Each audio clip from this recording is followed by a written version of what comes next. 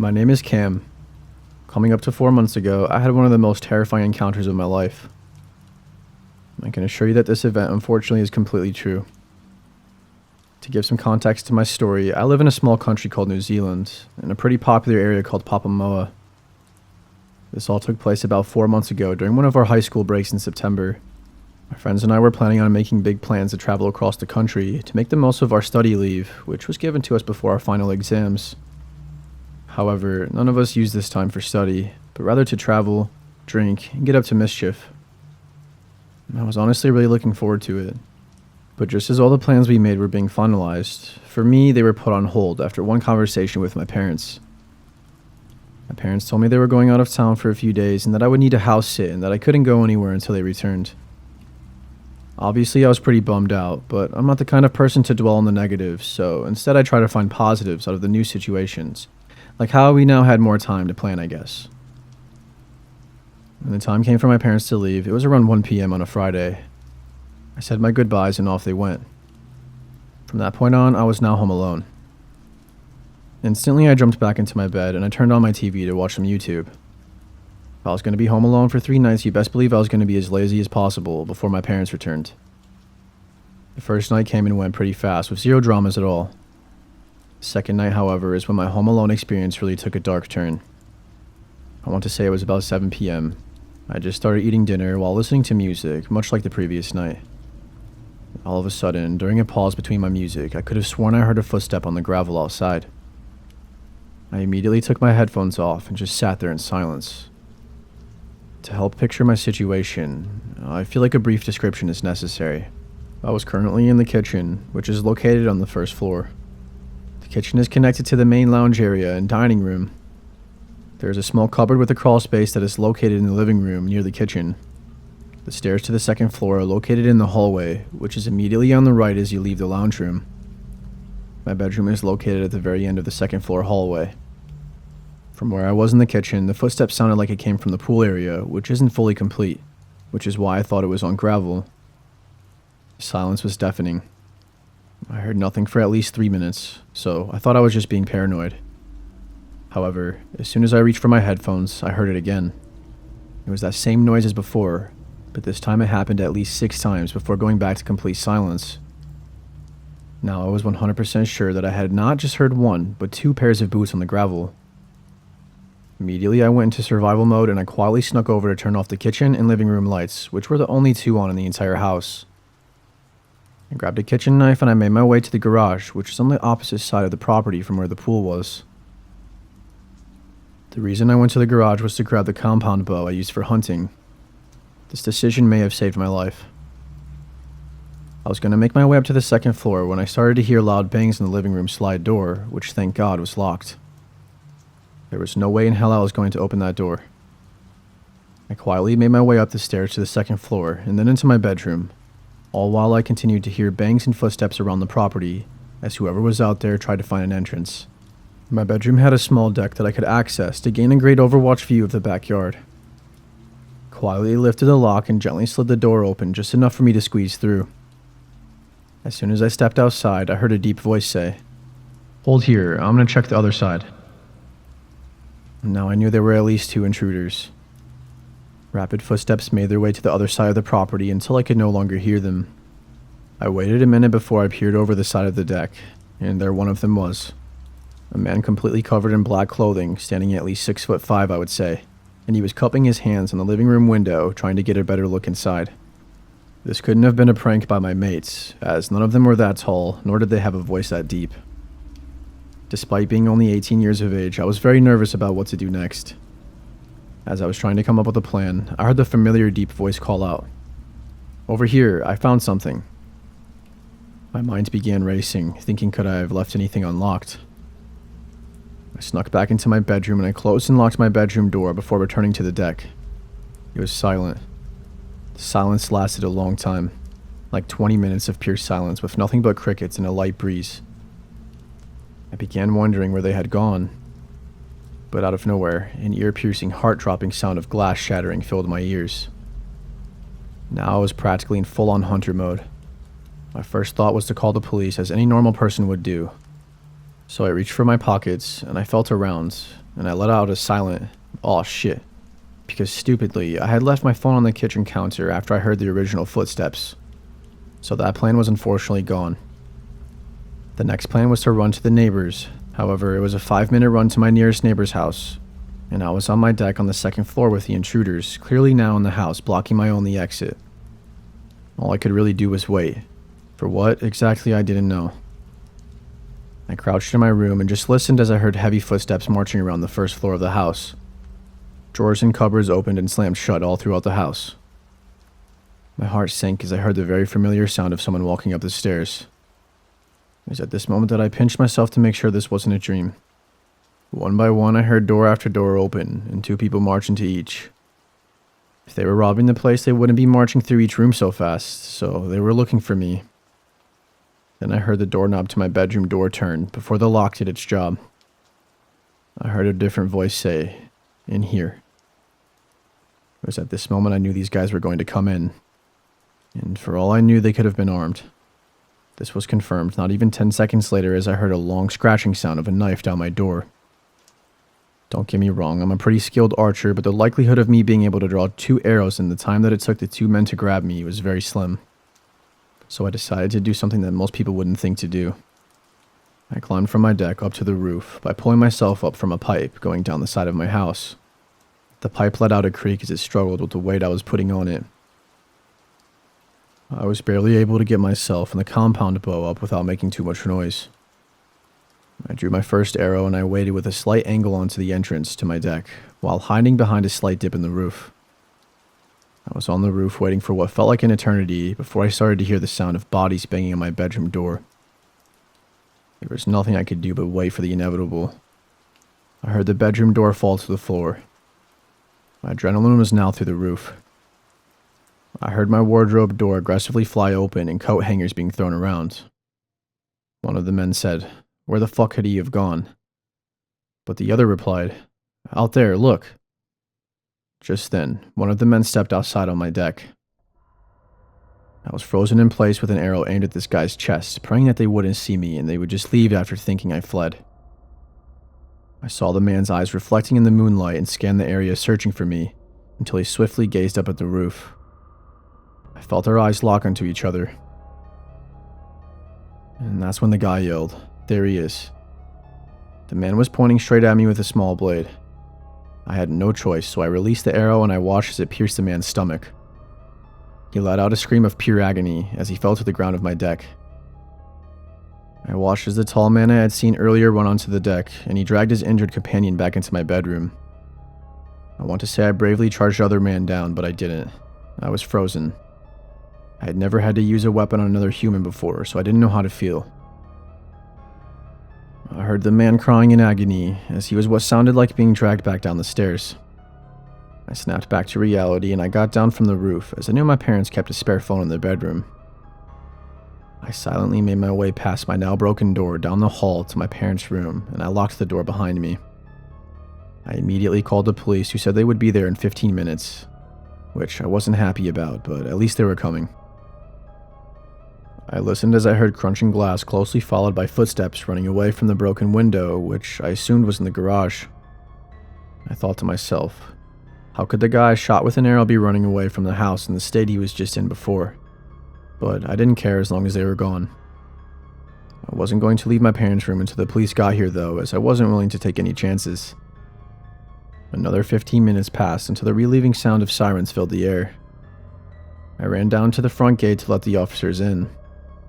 The police searched the first and second floors of the house, with no sign of the intruder still being there. Given the state of my house, the police left 2 patrol cars outside for the night to make sure nobody would return, as I slept in my parents' room with the door locked. I called my parents and they said they were going to cancel their trip and return home by tomorrow afternoon. I didn't get much sleep that night. I was too terrified to close my eyes, just expecting the intruders to be in the house again. I wish I could say this is where the story ended, but no, there was still more horror to come. After being able to muster up about 2 hours of sleep, I slowly got out of bed and I saw the time was exactly 6:38 a.m. I remember this time clear as day. I went downstairs and looked out the living room window and saw the patrol cars were still there. One of the officers gave me a wave as he noticed I was awake. I went down and told the officers my parents would be home by lunchtime. These officers were extremely nice, and they told me they would wait until they got home, as they saw how exhausted I was from my night of very little sleep. I thanked them greatly, and I returned to the kitchen area to make breakfast. And then I heard it. A very quiet groan. It was the type of groan that you would make when you first stretch after waking up. I was silent. I knew it couldn't have been me or the officers outside, so who or what was it? I grabbed 2 knives from the knife rack and I listened. That was when I heard the same groan again. But this time my ears were switched on and I was able to identify the sound to be coming from the cupboard where the towels and crawl space were located. I then made the stupidest decision I possibly could have. Instead of getting the officers literally outside of my house, I crouched up to the cupboard and waited. I could now clearly hear the sound of breathing. That, along with the sight of a few dark spots of what I could only think to be blood, confirmed it. There was something hiding in the crawl space. I tried to get back up as quickly as possible, but of course, one of my footsteps let out a freakish creaking sound. Then, just like out of a horror story, the man I had shot with an arrow from the previous night sprung out of the cupboard and lunged for me. We both hit the deck hard. The man reached for his pocket, probably for some sort of weapon. I swung as many punches at the man's wounded stomach as possible, and he tried to grab my arms, but I was able to push the guy off with my legs. The police must have heard everything that was going on, as I heard frantic banging on the door and the shouts of, "Is everything okay?" But like a child, I screamed for help. I also sprinted for the knives I had dropped as I was tackled to the ground. Then I dashed to the front door where I was met by the police. Guns were drawn and they entered my living room. The man was in no state to fight off 4 police officers. As they brought him out of my house, I got a good look at the man. He was pale from blood loss, with short messy hair, but he had a very revealing face tattoo that I didn't notice the previous night. As myself and the police checked the crawl space, they found the arrow I had shot at the man, as well as a box of bandages we kept in the kitchen. I was absolutely terrified, because this man was hiding inside my house throughout the entire night without me or the police knowing. His taller friend must have not have been able to carry him out, so they probably decided to hide him in the crawl space. Why, I will never know. But what I do know is this man's intent. When the police searched the man, they found a small Swiss Army knife in his pocket, and that's what he was reaching for. This man wanted to kill me. The scariest part for me now is knowing that there is still someone out there with the same intent to kill me. And he knows the layout of my house. And scariest of all, he knows exactly where I sleep. I'm not going to let these fears drive me and my family out of this house, as I truly love this area. But I'd be lying if I said the possibility wasn't brought up multiple times by my parents. I hope this story can show others to always be on high alert when staying home alone and never wear headphones at high volume. If it wasn't for the small pause of my music, I would have never seen them coming.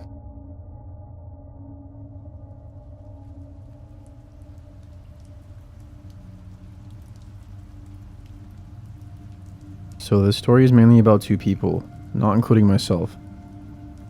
One of them is my friend's mom, who was 16 at the time, and the other being my friend's mom's friend, who was similar in age. It was rumored around school that her friend was a prostitute. I don't know how the rumor started, and I'm not actually sure it was even true, but every time anyone brought it up, he would get super angry and deny it. Anyway, he was the popular type of boy of the school, and he would always host parties. I would often go to them, and his mom was always wasted and hanging out drinking with the kids, and at the time we all thought she was cool because she would buy us drinks, but that obviously wasn't the case. She was a single mom, so his dad was never around.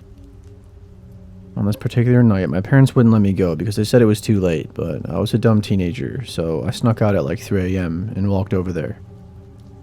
He lived pretty close to me. When I got there weren't many people left, as it was already so late, but my best friend at the time was still there, and she was waiting for me, and we were going to come back to my place together.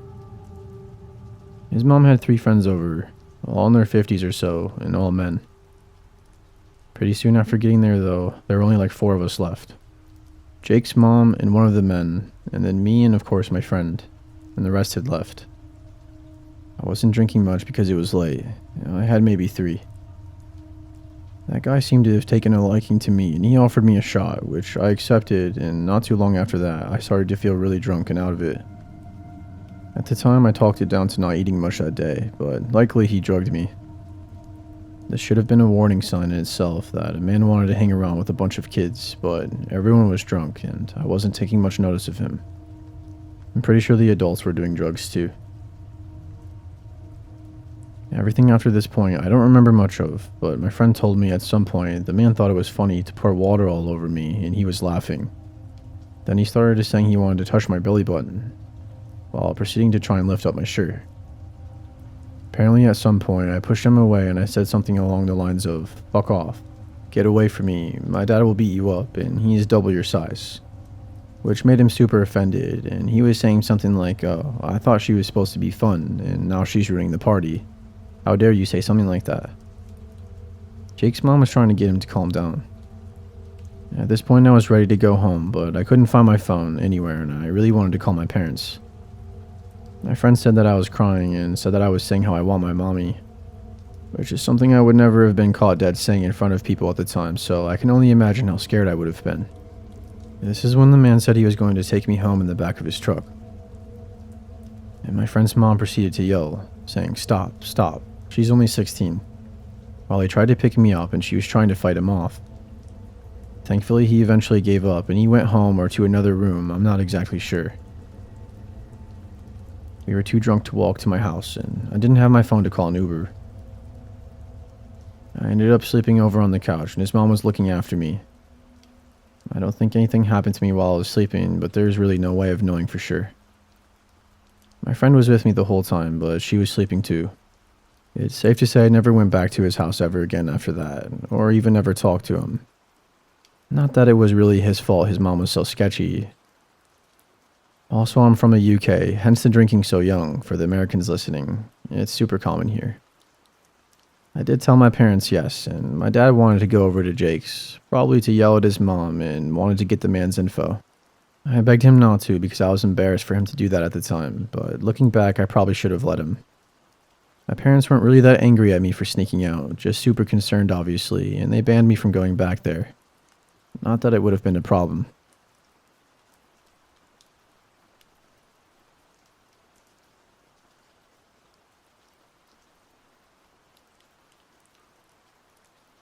I've experienced some really weird things at Amazon while I've worked here for almost 3 years now.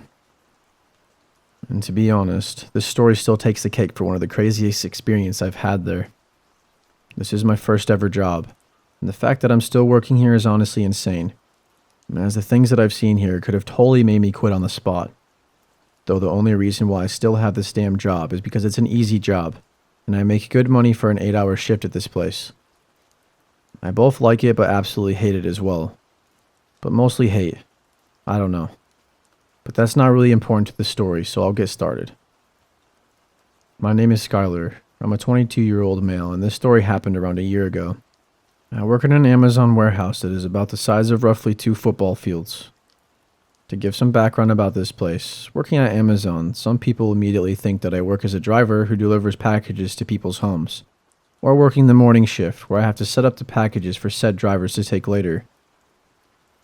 But no, actually I work a completely different job that not many people have heard of. I am known as an RTS associate. RTS standing for Return to Sender.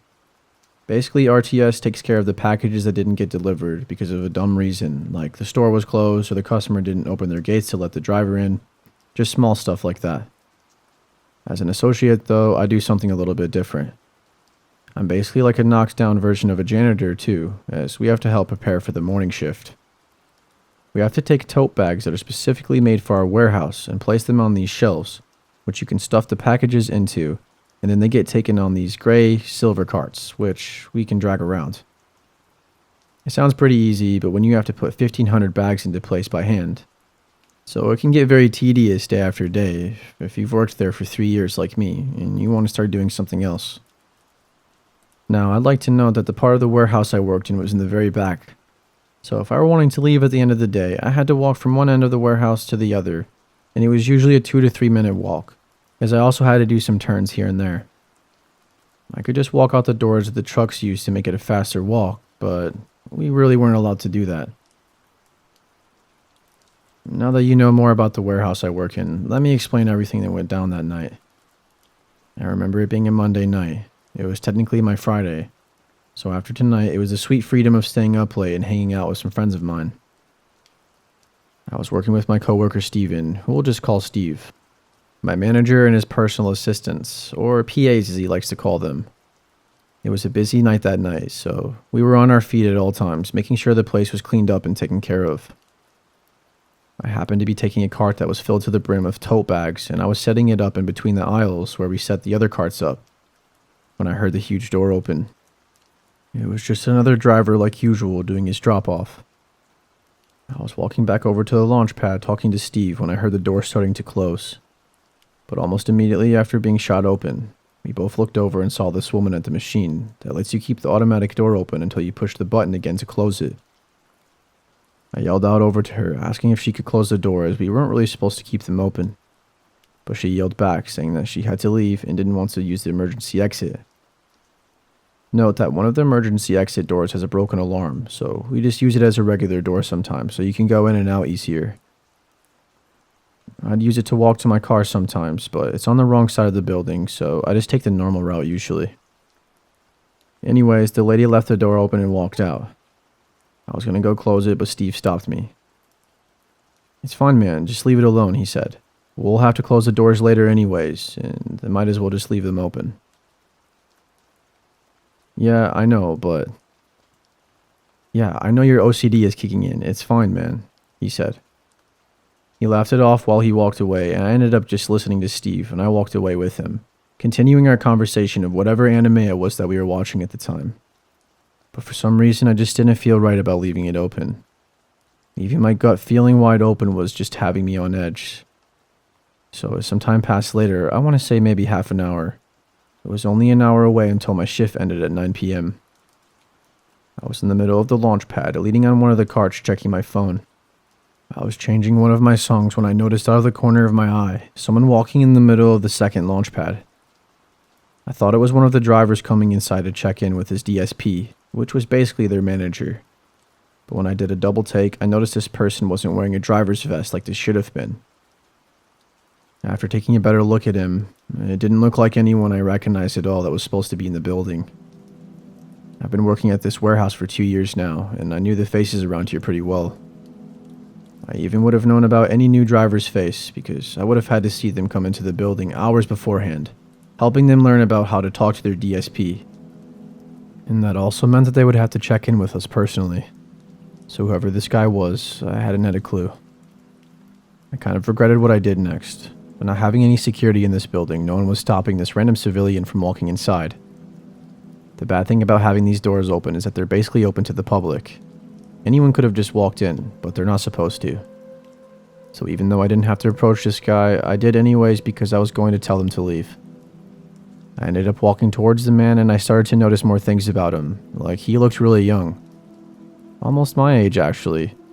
He had blonde hair that stuck up as if he overused some hair gel. He had a backpack on, a button-up t-shirt with khakis and some black shoes. Honestly, he looked like some sort of college student, but there weren't any colleges nearby this warehouse, let alone any schools in this area, so it just seemed a bit off. As I got closer to him, we made eye contact, and he immediately shot his head down, as he was trying to not make eye contact anymore. And that's when I said, "Excuse me, sir, are you a driver here?" He didn't answer me. I stopped where I was standing, but he kept walking towards me. "Sir, if you don't work in this warehouse, I'm going to have to ask you to leave." But he didn't say anything again. He just kept his eyes glued to the ground and kept walking. I just said one last thing to him. "Sir, is everything alright?" He walked past me at that moment, and he never answered me. But I heard him say something under his breath. I wasn't completely sure what it was, but it was something like, "I don't care, shut up." Like I said, I'm not exactly sure, but I remember hearing the word shut up in his sentence. I decided to walk away, and I pulled out the radio I had on me at all times, telling everyone that there was some random dude in the warehouse who wouldn't answer me or leave. But I included that there was something about him that didn't sit right with me. I didn't feel safe being around this guy. My manager immediately radioed back and took control of the situation. He went up to the guy and introduced himself, and he got to talking with him. Our manager told us to go back to what we were doing, but honestly I couldn't focus as I just kept watching him. Steve soon ended up walking over to me asking if I knew anything about this guy. I didn't, so that's what I told him. I told him that he didn't answer me, let alone even look at me. But he was talking to my manager like it was nothing. It caught me off guard, so maybe he wanted to talk to the manager and he knew who I was. But a few minutes later, my manager radioed us, asking if I could meet him in the front of the building. I was with Steve and the PAs at the time, as I was telling them about what happened, and I went off on my own. Walking up there, I put away my earbuds and I started thinking to myself, what the hell my manager was talking about with him. I still didn't feel right about this guy, so when I walked through the double doors of the cafeteria to find my manager sitting with this guy, I really felt like something was off. The stranger was sitting in one of the chairs, but his backpack was on his lap now, and one of his hands was inside of the bag while his other was holding the bag close, as if he were hiding something. This immediately set off some red flags in my head. I decided to stay back behind my manager while he talked to me. My manager told me to sit with him for a few minutes while he takes a phone call, as he just wanted to make sure that he didn't go anywhere. But I really didn't want to. I did not want to be there with him. And it definitely was not part of my job to babysit. Yet, here I was, sitting a few chairs away from this guy, who kept a cold hard stare at me, while my manager started walking off with his phone in his hand.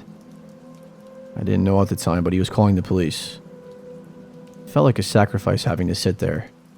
Just a few feet away from him, it didn't make me any more comfortable. It was my Friday, and I just wanted to go home at this point. But while I was thinking about that, I heard him start to say something. It was really quiet at first, but he spoke up when I didn't answer him, apparently. I know you're just here to distract me, Kevin. I'm sorry, what? I said. My name was not Kevin, and I don't know where he came up with this, that my name was Kevin, but it caught me so off guard. Our badges are kept in these clear front pockets on our vests, so he could see my name if he just looked. But I decided to cover with my hand just for my own safety. That's when he said, "It's not going to work. I know this place doesn't have security. I could clearly see it when I was with Sam," which was my manager. "No, we do have security. He's just on break right now smoking outside," I said. But that was a complete lie. We really didn't have security here, but I didn't want him to feel like he could just do anything. But everything that came out of this guy's mouth was just worse than the last. "Listen, Kevin, I don't have much time to be here right now, so listen closely." "My name is not Kevin, sir. Why do you keep saying that?" Yeah, whatever you say, Kevin." He just continued to call me Kevin, which was just very off-putting. What was he trying to get out of me by saying a name? Is he trying to scare me or something? I had no idea. "I'll be back again," he said. "I'll get my chance next time. You'll see. I'll remember you, Kevin." It felt like I was in a freaking horror movie at this point. And like he was some villain, and I was not in the mood to listen to the rest of his evil little plot. I immediately stood up and I walked out of the room, wanting to get the hell away from this guy. I went through the double doors, and I could see my manager, so I started to walk towards him as he was walking towards me at the same time. I told him I wasn't going to sit in that room any longer with this freak-ass guy, as he was scaring me and I wanted to go home early. He could tell I was scared by the way my voice sounded, I think. I honestly was a little shaky after hearing something like that. I mean, who wouldn't be after hearing, "I'll get my chance next time"? Like, what the hell does that even mean? He understood how I felt and he let me go early, but not before I told him what the guy had said to me. My manager had an even more worried look on his face after that. He walked back inside while I walked over to the back of the warehouse to grab my backpack.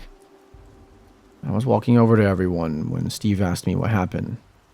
I explained to him and the PAs what happened and what that guy had told me, and all three of them said the same thing. What the fuck? Yeah, I would like to know what the hell he meant by all that too, but I told him I was leaving early. It bothered me because I had to walk all the way back to the front and clock out on the machine. As I walked back up, I could see bright flashing lights outside, blue and red to be specific. Seems like the police were here, I suspected that was who my manager was calling when he was gone earlier, but all I could think about was just leaving for the night. I clocked out, walked out one of the side doors that led to the outside, and walked towards my car. I could see the police cars in the front of the building along with my manager, a policeman, and the guy. I could see that he was in cuffs, and that something serious was happening right now, but I didn't want any part of it. I just wanted to go home and relax. It would have been nice if it just ended there, but there's a bit more. After I drove home and I felt a lot safer in the comfort of my own room, I was laying in my bed on my phone, not really doing much, but mostly scrolling through Twitter. After finally calming down a bit and feeling better, I decided to text my manager since I had his number, and I asked him what happened to the guy. My manager took a few minutes to reply as he was probably busy, but honestly it was for the better that I didn't get his message that night, because by the morning I woke up to a few missed texts from him. Now my texts were overlapping with each other on my phone, so I knew there were multiple. It was what I didn't see at first. After opening the texts, I was reading through them, and I felt my heart sink, and I could feel a shiver go up my spine. My manager explained that at first, when the stranger entered, he exclaimed that he was looking for a job. So my manager was showing him around and letting him look at the place, which sounds really bad after what that man told me last night. But after letting him sit in the cafeteria, that was when he decided to call the police. That was why he wanted me to sit in the room with him, so he could make sure that this guy wasn't going to leave and get away. After getting off the phone, he walked back over, and that's when I was asking to leave after not feeling alright. My manager, just like me, also just felt off about this guy. He didn't trust the dude as there was something off about him. He really couldn't put his finger on it, but he mentioned that the way he spoke and the way he behaved just wasn't sitting right, so that's why he called the police. After he walked outside with him, my manager talked with the police, and the policeman took his bag from him. He was a little resilient at first, but once they took the bag, they found something horrifying. It had a hunter's knife in it that was used for killing animals. The whole time this random-ass guy, was just carrying a knife in his backpack, and was probably even holding it in his hand in the cafeteria at the time that he was talking to me. Self-protection or not, why the hell did this guy have a knife, walking to a warehouse, acting suspicious, and just having the weirdest conversation with me? And of course, I aimlessly just walked up to him the first time like it was nothing. If I had talked to him even more, who knows what would have happened to me. I'm just happy that nothing did happen to me that night, but I still can't forget what he said to me.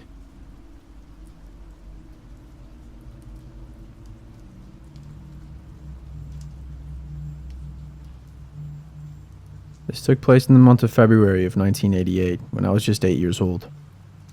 I am now approaching my mid-40s, and I still have massive anxiety when I think back to that night.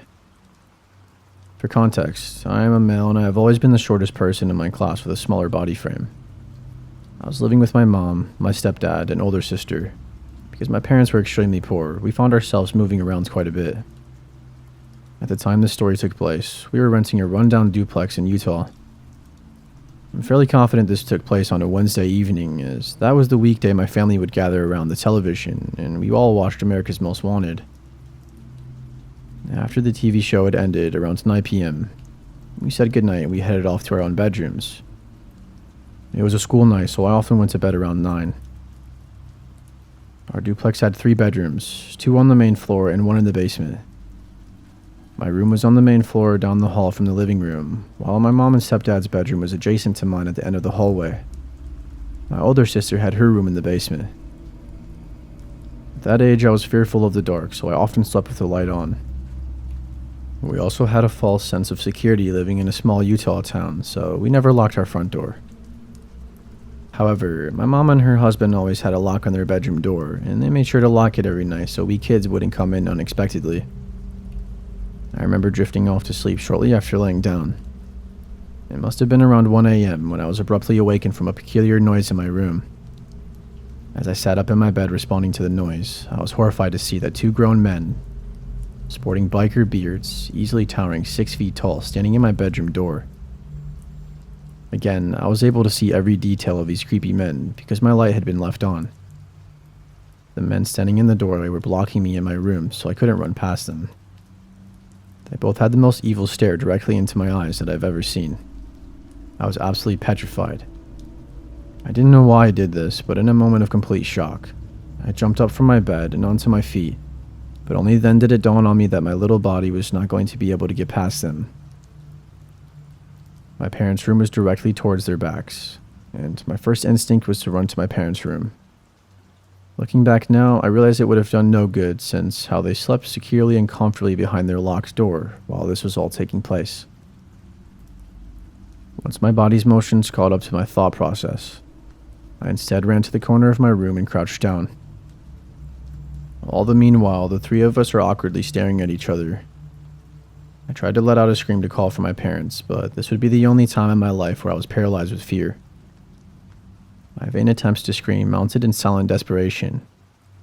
I didn't know what these people wanted, and I could only imagine the worst. One of the men pushed his index finger to his lips in order to signal to me to remain quiet. As I trembled with fear, the second man reaches into his pocket and pulls out a 6-inch blade at least. My room is fairly small, and they are both standing within 4 feet of me. He makes sure to swivel the knife in the air to make a point that he's not afraid to gut me like a fish. I nearly pissed my pajamas. Another attempt to scream yields nothing. Shortly after, they close my bedroom door on me and I'm left alone. Instinctively, I thought they were robbing our house, but now that they were exposed and had threatened me, I was hoping they would now leave. But I was wrong. I waited a few minutes. Do I open the door and try to pound on my parents' bedroom? Or are they waiting for me behind that closed door? Who knows? But after a few minutes, I gathered what little courage I could and I decided to crawl back in my bed, and I placed the sheet over my entire body and I waited it out. Were they planning on killing my family? I asked myself. Did they leave yet? What do they want? My anxiety grew as the thoughts continued to race through my mind. As I laid there intently listening for any sounds, I could hear them moving about the house and opening and closing various kitchen drawers. The walls were paper thin in that cheap duplex, so every move was easily heard. Next, I hear them make their way down the stairs to the basement, where my sister is sleeping.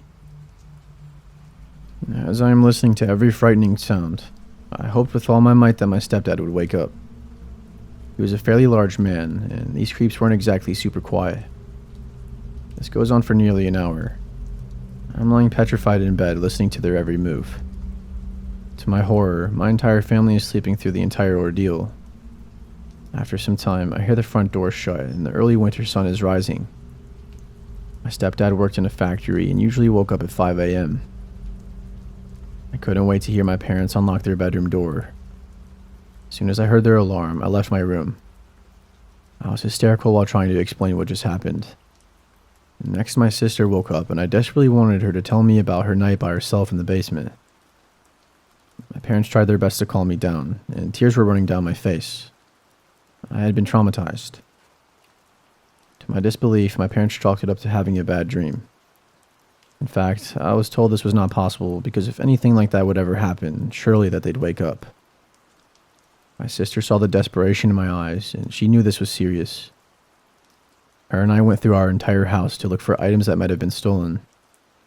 We came across her dresser drawers left half open and many personal items out of place. This was enough evidence for her to become just as frightened.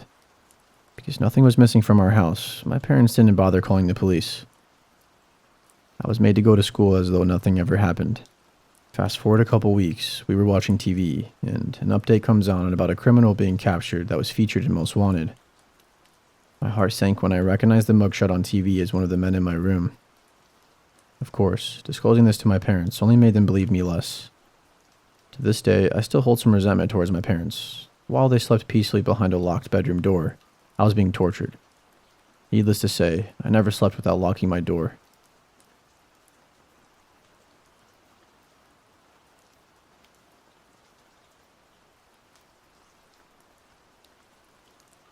When I was a kid, no older than 10, I was walking to the mailbox to get the mail from my parents. I was fully dressed in my baseball uniform, ready to go to practice.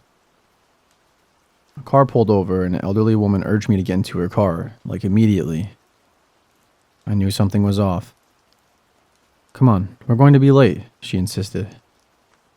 She went on to say things like my bat and glove were in the trunk, telling me that my dad had given it to them. She said my dad couldn't take him anymore, so he asked him to take me and that they lived nearby. I honestly don't remember what I did right away. I just remember the anxiety of piecing together what was happening. I would like to say I booked it and ran to the house for help, but as I've gotten older, I don't even remember anymore. All I remember is being back at the house and the creepy old lady ended up ringing the doorbell. When my dad answered the door, he was obviously confused, and she told him that they were testing me to see if I'd jump in the car. The most unsettling thing to me is I don't remember if I actually got into their car. I'm not particularly old, but the experience pumped so much adrenaline in me that I don't remember it well. When I try to remember, I can picture both outcomes of me running home and me getting in their car. I don't remember getting a scolding, so I tend to assume the former occurred, but I'm still not sure. Testing children or not, that's kind of a fucked up thing to do in your free time. It makes me wonder if this couple actually had the intentions they spoke of. I remember getting home and not saying a word to my parents. The shock was still fresh, and I had no time to process what had just happened. Was ringing the doorbell afterwards some kind of cover-up for a failed attempt to avoid being reported to the police? Has anyone ever encountered something similar? I just find the whole situation extremely off-putting. You don't really find too many kids walking around alone, in baseball uniforms, and coming up with that stuff on the fly gives me the impression that it was not that lady's first time trying to coax a kid into her car.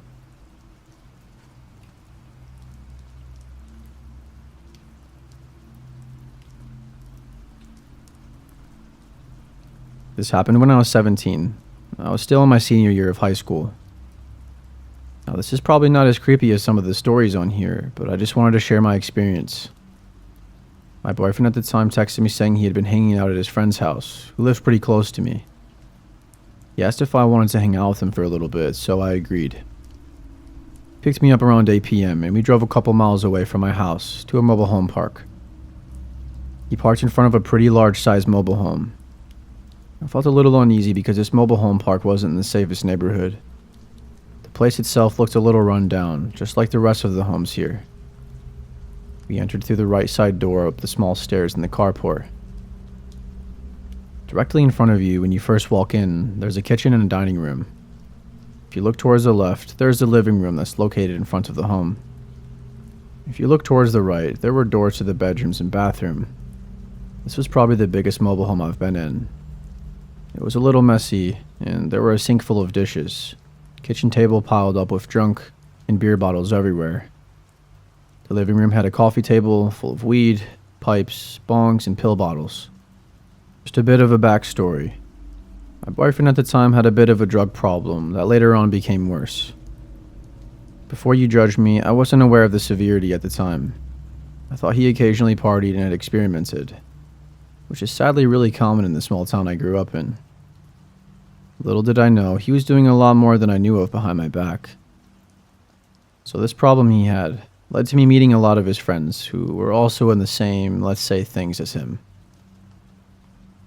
I was introduced to his friend who was sitting on the living room couch. I don't even remember his name, but I'm going to call him Jake. Jake seemed alright, like he was pretty friendly. He was also about our age. I quickly learned he lived with his aunt and uncle, who I was also introduced to. His aunt wasn't very social at all, and she was in the kitchen, and at some point she left to go to one of the bedrooms and she closed the door. There was something strange about Jake's uncle. Something seemed off to me, but he was really friendly to me, so I brushed it off. He was probably in his mid-50s, thin, kind of tall, maybe like 5'10"-ish, and he had blondish gray hair that was receding. Jake's uncle started packing a bowl for everyone. I'm not sure if this is allowed to say here, but he sprinkled a little white substance on top. I sat down on the couch while they all passed the piece around. I obviously declined. Weed was still illegal at this time, and I've never been a social smoker. I remember his uncle asking why I'm not smoking, and I just told him I didn't want to. I really forgot how this part got brought up, but Jake's uncle overheard my boyfriend and I talking about cats. He looked over at me and said, "Oh, you like cats? Want to see mine?" Being the cat lover that I am, I kind of got excited and said, "Aw, you have a cat?" He was like, "Yeah, you want to see her?" Now, I was assuming he was going to bring her out, so I said sure. Then he got up to lead me down the hall, motioning me to follow, saying, "Come on, this way." I looked at my boyfriend kind of puzzled and asked if he wanted to come with me, but I guess he didn't feel like getting up. I really didn't want to come off as being rude if I didn't follow, so I got up and followed him down the hall to the very last door, located at the end of the hallway. He opened the door for me and I walked inside the bedroom. I noticed a shotgun next to the bed leaning against the wall. I got the vibe that this was possibly Jake's uncle's room. Jake seemed to be too young to own a gun, and this room didn't look like his style. It looked like a guest bedroom or a room for someone older. I wondered why his aunt went inside the other room. I'm not so sure what was going on in their personal life. Maybe they slept in separate beds. It definitely could have been a possibility. Anyways, to the right of the bed was a beautiful white long-haired cat on her scratching post inside the room. I went over to say hi and to pet her. And that's when Jake's uncle walked in, and I heard the door quietly close behind him, almost as if he wanted to be discreet with what he was doing. I jumped up and I looked over at the door and then to him. I think he must have noticed how scared I looked, because that's when he said, "Oh, this is just so the cat won't get out." He then came and kneeled down next to me and he started petting the cat. My gut feeling told me something wasn't right and I felt sick to my stomach. I went back towards the door and he yelled out, "No, the cat's going to get out, wait." But I didn't care, I just ignored him. And that's when I realized it was actually locked and not just closed. I immediately unlocked it and I swung it open. The cat did run out, so he wasn't making that up, but regardless, I just met this man, so why did he lock a 17-year-old girl alone in this room with him? Why couldn't he ask my boyfriend to come with us too? This room was located on the far end, opposite side of the living room where no one would hear us. I went back to the living room so fast and I asked my boyfriend if he could take me home, which I would never do considering he wasn't sober, but I was desperate. He was pretty hesitant and he asked, "Right now?" I lied and I told him that my dad wanted me home right now, pretending to look at a text on my phone. When we were alone, I was so relieved to be out of there. In the car, I told him how Jake's uncle closed us in that room together and I felt really uncomfortable. He told me that I was overthinking the situation and that his uncle was a good person. So I always thought that maybe I was overthinking it, but it never changed how uncomfortable I felt about it. Please just always trust your gut feeling regardless of what anyone says about it. I never saw Jake or his uncle again, and I never wanted to go back there. Over 10 years later, I still get creeped out when I think about it.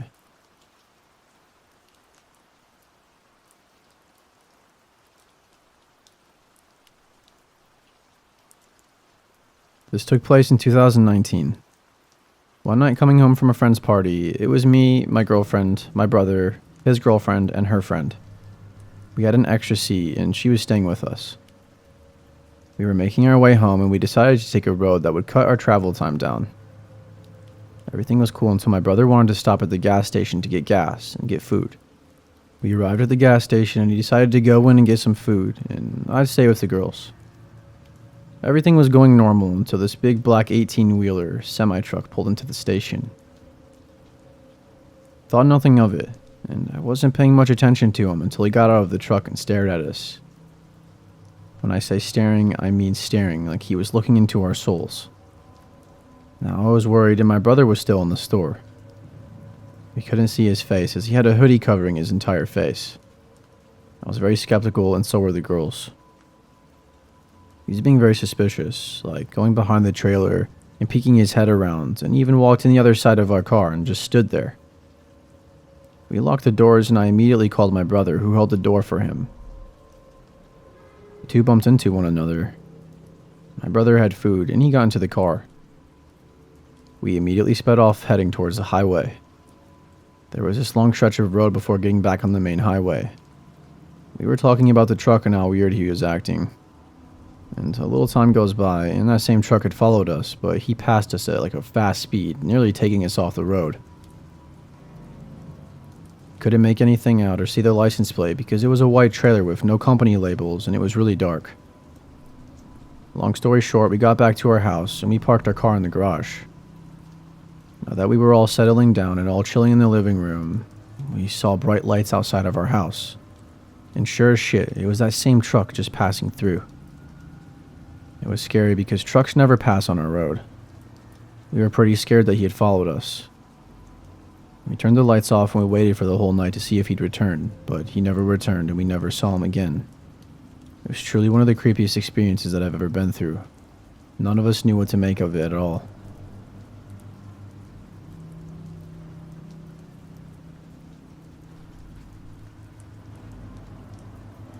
I'm a 23-year-old woman, and it takes me about 4.5 hours to drive home when visiting my family. When I have 2 hours left, my gas tank is around half full, so I like to stop to get gas at the rest stop.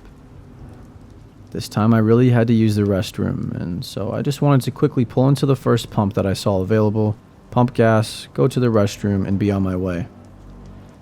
When I pulled up, there was a car at the pump in front of me, and a man was getting gas.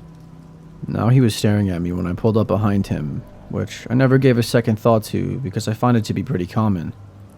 Sometimes I do the same thing when a car pulls up behind me. But here's the thing. As I was doing my thing with putting my card in, opening the gas cap, etc., I noticed that he was still staring at me through my peripheral vision.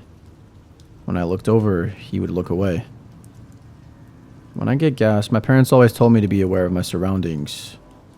As I pump, I do a routine of looking to my left, right, in front, and then behind. This man was still watching me.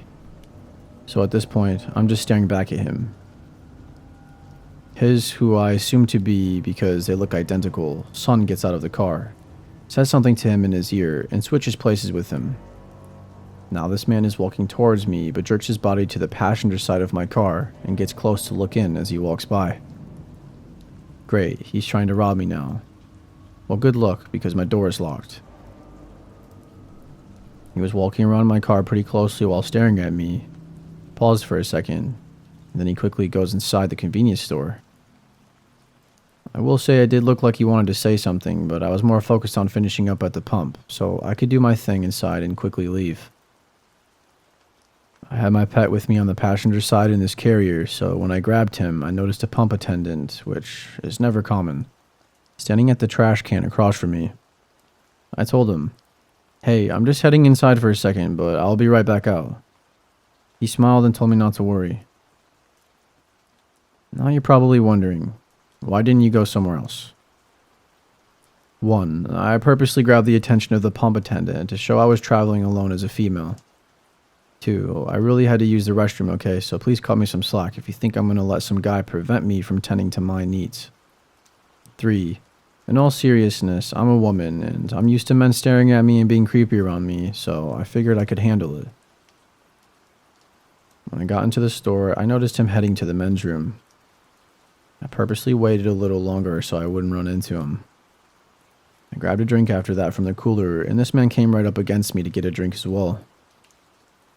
I quickly turned and walked away. I thought he was gone, but I realized he was waiting for me. I dodged him a few more times inside, and he finally left. I paid and walked out after the man was already in his car. But when I walked to my car door, my heart sank.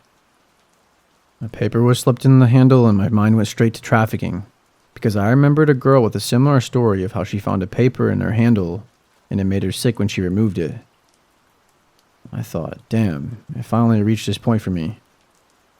My first thought was to immediately go inside to grab an attendant. Why didn't I quickly get in the car and drive off? Because the man's car was still parked in front of mine. I didn't want him following me and possibly forcing me into something, like an accident and causing me to be alone with him, since the highway was pretty empty today, until we waited for the police to show up.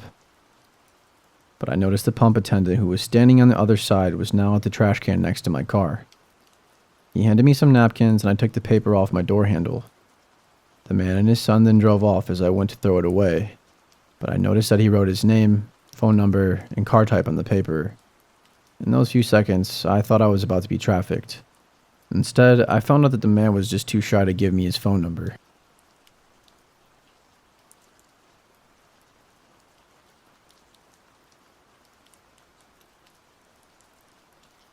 Many years ago, I used to work the night shift at a hotel in Myrtle Beach, South Carolina. During the season, it wasn't so bad, mostly families and stuff. We had on-site security then too. However, in the off-season, the winter months were different. The cheap weekly rates we'd offered attracted a lot of creepy people. The idea was supposed to be able to make money in the off-season by renting to what is known as snowbirds. Older retired people who came to the beach for a month or more through the winter. It didn't always work out that way, though.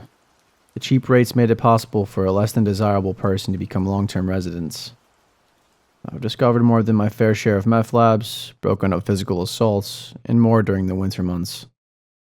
Working third shift, I would meet some interesting people. The cold weather would mean some homeless people would come in and get warm and grab a cup of free coffee. I wasn't supposed to let them, but it's not in me to be cruel. I'll let them grab a cup of coffee and get warm for a minute, as long as they didn't cause trouble. As you can see, the night shift in the winter made for some crazy and sometimes creepy stories. I have a lot, but this is the one that stands out because it didn't end well for me. I had a great night up until this point. I went to an indie wrestling show with my best friend before work. In fact, I had agreed to come in an hour early the next night for the young lady that worked second shift in exchange for her to work an hour late for me on this night, so that way I could enjoy the wrestling show. Ironically enough, I actually got to meet Terry Funk that night, who was a wrestling legend known for his hardcore and bloody matches. Little did I know I was about to experience this kind of violence for real. I was supposed to be there at midnight due to her working over an hour for me. I normally came in at 11 p.m. I counted the register and she briefed me on her shift as to what happened as per usual. As she was leaving, my friend, we will call him Andrew, pulled up. He worked second shift maintenance at this hotel, and the other two hotels are company owned. He would regularly stop by after work to go grab us some food, and we would play World of Warcraft on our laptops after eating for a while since business was so slow sometimes. He was just getting my money and he ordered my food and we were getting ready to leave. I was excited telling him about how much fun I had at the wrestling show and was showing him my Terry Funk t-shirt that I was proud of. I was just walking back into the office to put the shirt up when I heard the doorbell indicating a customer had entered. I had turned around when I heard someone say something loudly, but I still couldn't make out what they had said. I had just reached the doorway when I saw Andrew just fall down in front of me. The very next thing I know, a guy walks around the corner and punches me in the head with a short steel pipe in his hand. It staggered me and I went onto one knee. The next thing I know, he hits me in the head with his pipe. And the next thing I know after that, I hear the other guy who I hadn't noticed to this moment say to run, and then those men left out the door. I was finally able to get to my feet. I tried to call the police from the phone in my back office, but it was having issues. I slammed it in frustration. I was hurting and very scared. I was really freaking out. I realized that they could come back, so I ran and locked the door. I didn't know where Andrew had gone, and that worried me. I called 911 about this time, and blood had started pouring down my head. I told the operator I had been attacked and that I needed an officer and an ambulance. I then called the other hotel we ran to let the night manager named Travis know what had happened. I thought I was messing with him at first, because when we got bored we would prank each other. I finally convinced him I wasn't joking. He was going to lock up and come down to get me. Cops and ambulance pulled up and I opened the door for them. It was at this time I found out that they had sucker punched him and knocked him down, and Andrew was able to amazingly jump over the desk and escape, just as a cop was driving by, which he ran to flag down for help. I ended up in the hospital ER where I had to have 10 staples in my scalp and they gave me morphine for pain. I also had no way to get home after being treated, but the doctor and nurses took pity on me and paid for a cab. My plan was to go back to work ASAP, because this was December and Christmas was coming. I had 3 kids and I needed all the hours I could get. When I got back to the hotel, this guy Ted was there with his wife, who also worked at the front desk. She was shocked to see me. She thought I would still be in the hospital. Thought I had only been hit in the head like once after being punched. The video which Ted was pulling for the police showed a different story though. After I went to one knee, the guy had hit me, not just one time, but 10 total times. I kept trying to grab the pipe and get up for some reason. I do not remember that, as I guess I had some kind of memory loss. He kept punching me and hitting me with this pipe, until his friend tells him that Andrew got away and they knew the cops were coming. The 2 of them then ran out. I was given a room at the other hotel we owned, and Ted and Barbara gave me a lift there as I was in no condition to drive due to the morphine. They also gave me a paid week off to heal. They switched me over to the other hotel on night shift for a month, just in case they were after me in particular. We never found out why they chose to attack me. The police thought it might be a failed armed robbery due to Andrew getting away and the man not killing me, but it really shook me up to not know. Even though I was at our other hotel, when I came back to work the night shift, I was still very nervous. Every time the door chimed up, I tensed up. I couldn't afford to quit though, as I said I have 3 kids I was supporting. They never caught the guys as far as I know. A detective stopped by about 2 months later when I was working second shift. He showed me several mug shots, and he asked me if any of them looked familiar. I never got a great look at them as it all happened so fast. I had seen the video, which wasn't the best quality. Even so, 2 of them looked very similar to them. I pointed them out and he asked me how sure I was. I told him that I was only like 85% sure. He then yelled at me and asked me if I wanted someone to go to jail for attempted murder on 85%. I was stunned into silence, because I was the victim. I was attacked for no reason, and here he is yelling at me like it's my fault. I was too busy being attacked to get a good look at them. I no longer work at that hotel or night shift, and I am glad, because it's just too dangerous in that area.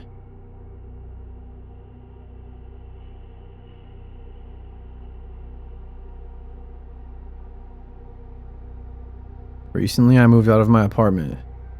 I simply had to because I didn't feel safe with my landlords. I lived in this really nice apartment in Brooklyn for a few months with my roommate, who paid for most of our rent since her parents were super rich. Our landlords were actually this seemingly really nice, sweet couple who lived a few floors above with their kids. The first few weeks were somewhat normal except for the fact that every time I saw their kids in the elevator, they would scream at me before they got off and then just ran away. I thought it was funny and cute at first, but then their eldest son came to visit and started doing the same thing, and he looked about my age. I didn't really think much of it, since maybe he was just playing with his younger siblings. But shit got really weird when I bumped into all of them together and we talked for a bit. Out of nowhere, while we were having a pleasant conversation, the dad apologized to me, saying that his son might act strange because he's, a retard. I was pretty shocked with him just saying that out of the blue. I paused for a bit and I can't really remember what I said, but I remember just wanting to get the hell out of this conversation now. A few days later, I bump into the dad again in the elevator. I was pretty standoffish, and he was just talking about how great my apartment is, and how much of a generous guy he is for giving it to us for such a low rate. Then he asked if I could babysit his kids, as he and his wife and his eldest son would be at dinner. I said no at first, but he counter-offered by saying he'd pay $150 an hour. And being the greedy idiot that I am, I agreed, and this is where I fucked up. When I got to his place, I was speechless. His apartment wrapped around the entire first floor of the building. It was the nicest apartment I will ever see, that's for sure. About an hour in, everything was normal. I was playing some fighting game with his kids when we suddenly heard the front door slam. I told him to stay there as I peeked to see what was going on, and I saw the dad falling all over the place, clearly drunk. He started walking toward me, and at the last minute he fell face first onto his couch. I must have popped a blood vessel trying to hold in my laughter. I asked if he was okay and I walked over to assist him. He then turned around, looked at me and said, "My wife will let us, please." When I tried asking him what he meant, his wife walked up to me, thanked me, paid me, and told me to come back another time. I just kinda went back to my apartment in shock, wondering what the fuck just happened, and I definitely wasn't going back. I told my roommate, and she told me that she also bumped into the dad, and he told her that my wife is cool, just so you know. With no explanation, and just left. At this point, we knew that we sure as hell were not renewing our lease. We didn't see our landlords until our final month. Kinda joked to our friends about how our landlords were creepy cucks. The next time I saw them, I was actually with my boyfriend, who was well aware of what they were trying to do. It was an intensely awkward elevator ride, as when they saw us there, they just went quiet and smiled and nodded at us repeatedly. As we stepped out the elevator, the dad shouted hey to us and winks at me as the doors closed. After that, I asked my boyfriend to stay with us for the remainder of our lease, because at this point my roommate and I were freaked the fuck out. Our final and creepiest encounter was a few days before moving out. My roommate walked the apartment and both the landlords were sitting in front of the elevators. They were just waiting for us. She said they started sobbing when they saw her and they begged us to stay. They apparently apologized for making us uncomfortable and said that they thought we were the pretty young girls they were waiting for. She didn't say a word to them and got on the elevator and called me to warn me they were outside, and then they started to knock. My boyfriend answered the door and said when the guys saw him they asked if I was there. Of course my boyfriend said no, but they tried walking in anyway. I walked out of my room saying that I'll call the police if they don't leave, and they begged me not to and they ran out of the apartment. Just a few days ago, we get a text from a random number saying that we could live there 6 months for free if we just gave them a few nights. Of course, I blocked and deleted them. The whole thing was such an uncomfortable experience living there all those months, especially knowing they had keys to our apartment.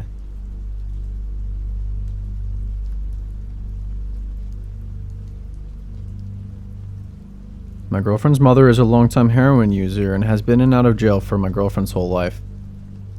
When she lived with her mother and her mother's husband, she witnessed physical abuse and drug activity. She was forced to move out at a very young age in order to stay alive. She thought her mother was finally clean when her mother announced her pregnancy. After getting over the initial shock, my girlfriend decided to be supportive of her mother since she thought she was clean. That was until her mother overdosed while pregnant. She decided to cut all contact at that point. My girlfriend is also a mandated reporter, and last year reported her mother and her mother's husband to the state since she knew it wasn't a safe situation for the baby. The baby actually died in their house not even a month after birth due to an overdose with signs of physical abuse.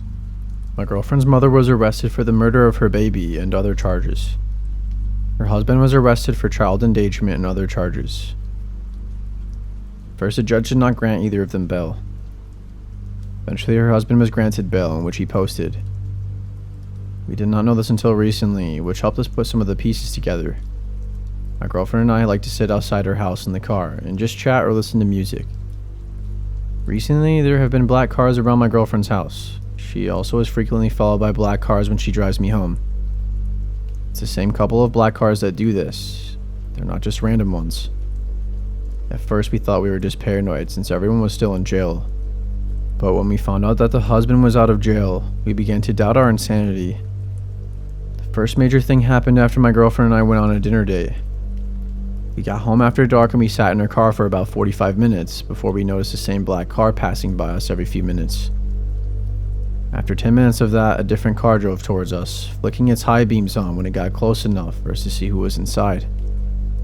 It swerved into the oncoming lane and I genuinely thought it was going to hit the passenger side of the car. It sped away and we ran inside.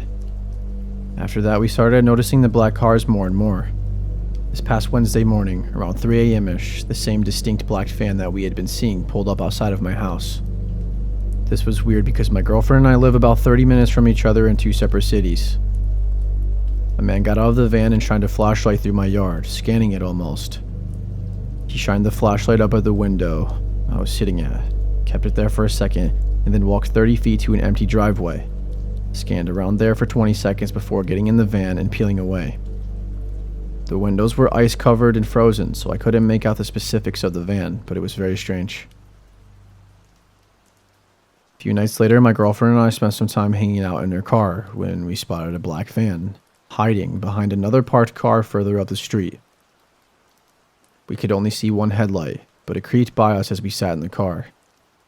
My girlfriend lives between the two dead-end streets, so think of a very blocky-shaped U. She lives right in the middle.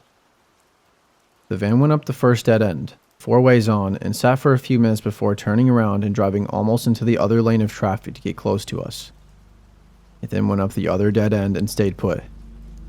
We thought it was weird that the van didn't just back out of the first dead end, instead opting to drive all the way up the narrow street and turn around. After a few minutes, we call a friend and recount the story just to get an extra opinion. While my girlfriend was talking to our friend, I got out of the car to get a cigarette, to see how far away the van was. I walked up the dead end that the van was on for about 15 feet before getting the worst gut feeling I've ever gotten. Across the street from me was a black mass, which was darker than the darkness around it. I decided to just turn around and rush my girlfriend into the house. Later that night, we heard a bang coming from downstairs, followed by what sounded like a boot on wooden stairs. We locked the bedroom door and I sat against the door with a baseball bat, hopeful to make a barricade for it. A few minutes later, we heard a car door slam before the sound of tires squeezing and a car driving away. Our initial idea was maybe that it came from the TV, but we had paused it and the TV in the next room is never loud enough to feel real. When I went downstairs an hour later to get water, there was nothing damaged or missing. We theorized that maybe it was the sound of the front door trying to be opened, even though it was deadbolted. My girlfriend's exterior wall doesn't face the road, and we've never heard car sounds before. It is, however, next to a private driveway, and sometimes we'll hear her grandparents' car door close or the neighbors backing out. The next day I was shoveling the sidewalks at my girlfriend's house, an activity that takes me about 20 minutes, and I saw the same black Chevy Silverado with mud streaks on the tailgate. I circled the block about 4 times. I was able to see the silhouette of the man driving through the passenger side window, and each time it was the same man and same truck. My girlfriend lives in a very small town, and we were able to catalog the neighborhood cars. The black van and truck are abnormal. Our theory is that someone is trying to scare my girlfriend into not testifying or flat out making sure neither of us ever have the ability to testify. We really just need some more opinions. Are we just paranoid, or is this something we should actually be worried about? Do you think these are just weird coincidences?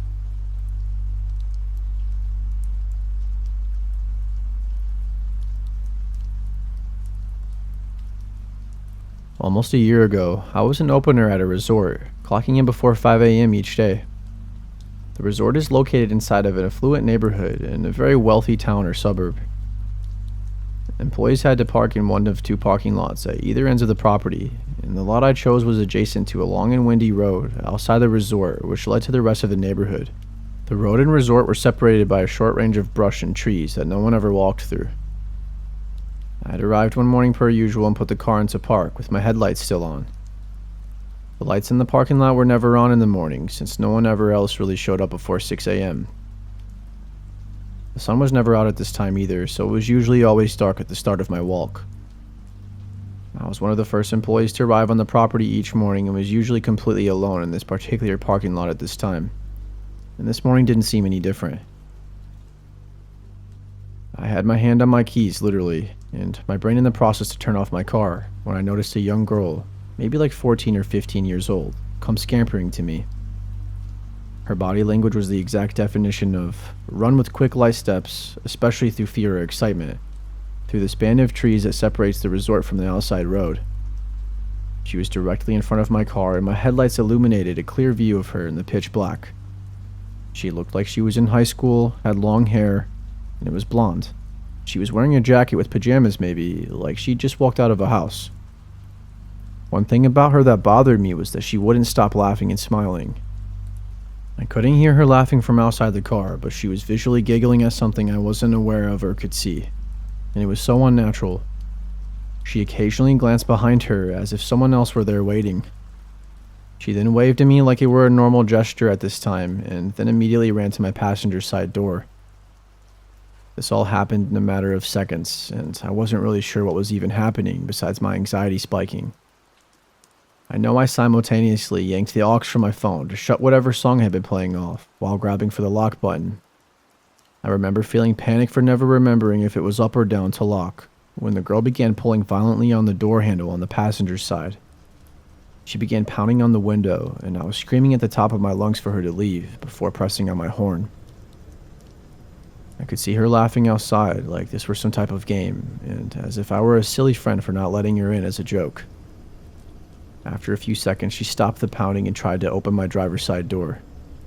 Her face fell flat like I disappointed her, and she started to walk away from my car back the way she came. She waved at me again before squeezing through the trees, out of the view of my headlights. This whole encounter just confused me almost as much as it scared me. Most people I told the story to just chalked it up to her being on drugs, but that narrative hasn't felt right to me despite her behavior. Maybe she was just being an extremely out-of-touch teenager whose parents need a firmer grip on her. My first thought was possibly human trafficking, but I'm not sure if that would fit this scenario, as I'm not the most well-versed with that subject.